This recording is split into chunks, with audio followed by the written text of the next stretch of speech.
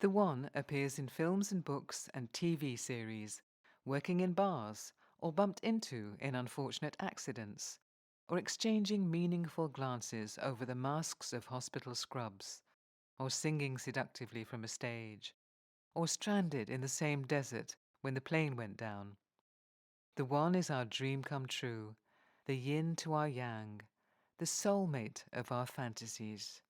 And why not? We love romance. We love the moonlight. We love the sweet music, the deep kisses, the determination for love to find a way, the passion, and the happy ever after. And there is nothing wrong in liking the spectacle of two people finding each other in a world in which we are ever more isolated. It's comforting, satisfying, believable, but largely untrue.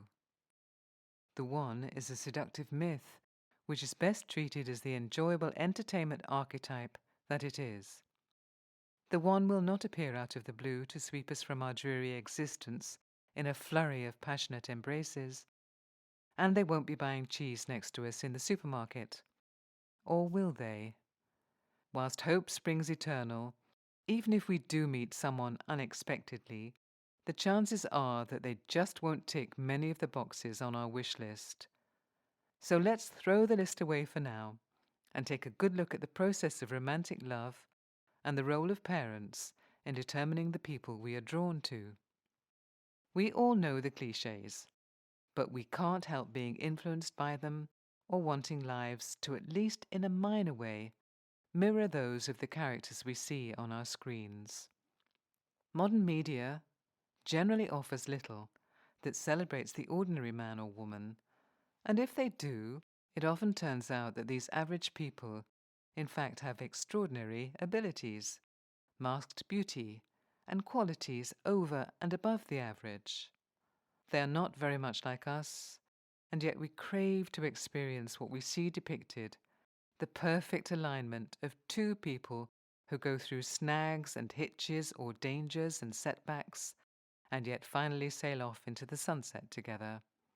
In truth, romance is idealized and best taken with a pinch of salt, a rueful smile, and a good long look at the reality of finding a mate.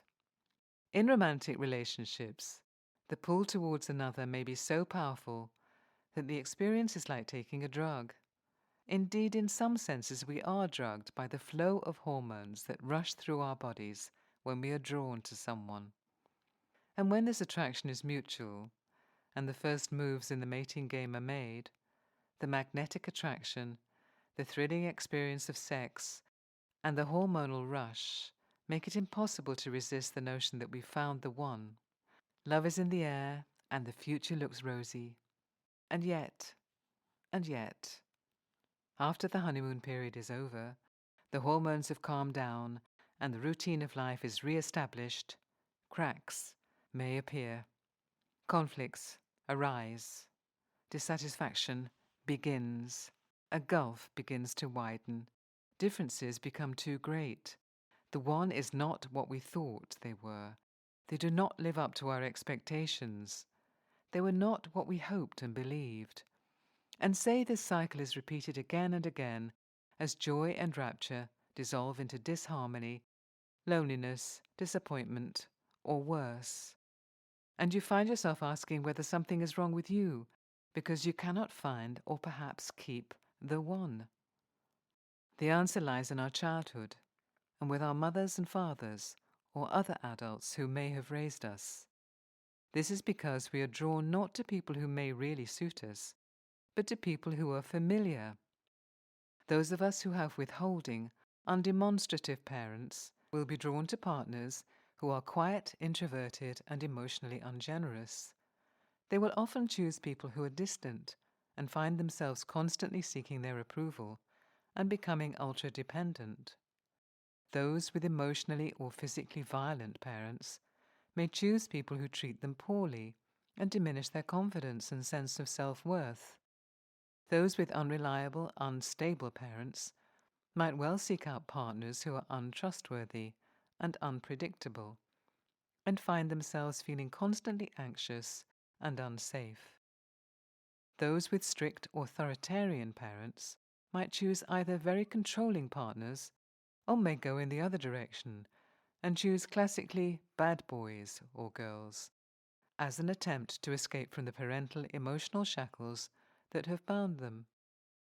To unlock ourselves from these disastrous patterns of behavior in choosing partners, we will need to recognize the patterns and start to build strategies to change them. We will need to go over our childhoods and think about how best to describe our parents to ourselves as honestly as we can, to identify their principal characteristics. Then to take a look at how these patterns and actions match up to the significant relationships we've had as adults. Is it possible to see a similarity in the people we've chosen? And have we dismissed the possibility of relationships with people who might have been much better for us? Because the problem with being raised via less than ideal parenting is that we come to believe at a deep level that we don't deserve any better, and that anyone who treats us well and shows us tenderness is wrong about us and blind to our flaws. Worse than this, we may dismiss them as uninteresting and undervalue their sincerity because we believe it to be offered in error. Unless we can interrupt this cycle of less than ideal choosing, we will be certain to repeat it and seek out partners who are wrong for us. Investing time and support in understanding and repairing the hurts inflicted on us as children will set us on the path to a greater confidence in ourselves and the belief that we are worthy of happy, fulfilling relationships. May it be so.